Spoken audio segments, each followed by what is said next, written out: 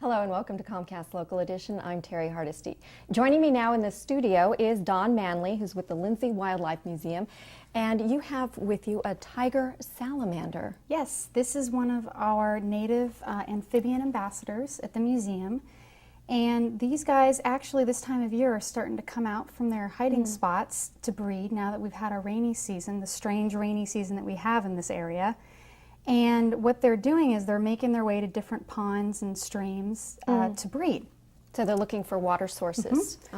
And the thing about where they go is they're looking for any water source, but sometimes they're water sources that don't exist during the summer season. So that's part of their problem is with habitat protection is that in the summertime half their habitat doesn't exist. So people actually build on where they're hibernating. They're under the ground, and they build on top of it.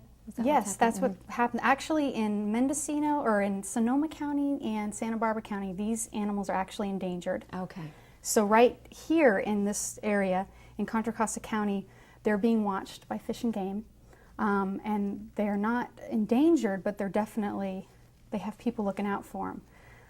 How did you stumble across this one? How did it get to you? This one actually was found dangerously close to someone's swimming pool. And the thing about salamander or amphibians is their skin's extremely delicate, and they actually use it to breathe. They actually can breathe through their skin. And so any kind of chemicals that come in contact with their body can be horrible for them. So they were brought into the museum, and we've had them ever since. And how many of these do you have? I mean, are they pretty rare to get? Pretty much. We have 4, but we've had them for a long time. We've had them for almost 10 years. Wow. Salamanders living that long in the wild is pretty unheard of, but since they get fed and they get cared for constantly, you know, at the museum they have a vet watching out for them, they have lived a lot longer. They're actually very, very cute, and they're very, you know, some people would want to call it a lizard, but they're very different from a lizard. The difference between the amphibians and the reptiles, the lizards, is their skin is smooth, moist. They need to stay underground, which is where these guys are hanging out most of the year. They start their life off as tadpoles. Really? Yeah, they don't make any noise, they don't have any teeth. So they're very different from us and from reptiles. Reptiles have teeth and scales, and so they're really interesting. They most likely are going to be in ground squirrel burrows during most of the year, so most people aren't going to see these running around. So, but they're very endearing and they're interesting, and it's something that we can look out for in our community here. They're found at Concord Naval Weapons Station.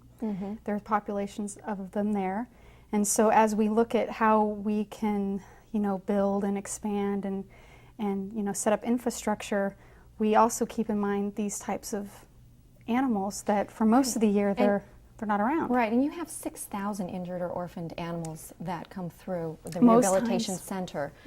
That's a lot. Yeah, we do. We're busy, and we get people come in from all over the state with animals sometimes. And this time of the year is our slower season, but during the peak season, which is baby bird season, the springtime, yes, we can see tons of animals. And there's also exhibits that you have in the time remaining. Why don't you talk a little bit about what you have? Yeah, we have actually, we just had Prehistoric Beasts close, which was a big traveling exhibit that had some prehistoric fossil-like information for the kids. And it was fantastic. And now we have the Ansel Adams art exhibit moving in February. So there's going to be a lot of his work downstairs for people to see. That's great. And how long is this little guy going to be around for? He actually stays at the museum year-round. He has a cage mate, another male salamander that they hang out with. And great. He's not lonely. Okay. No, he's not. Thank you. Dawn Manley from the Lindsay Wildlife Museum.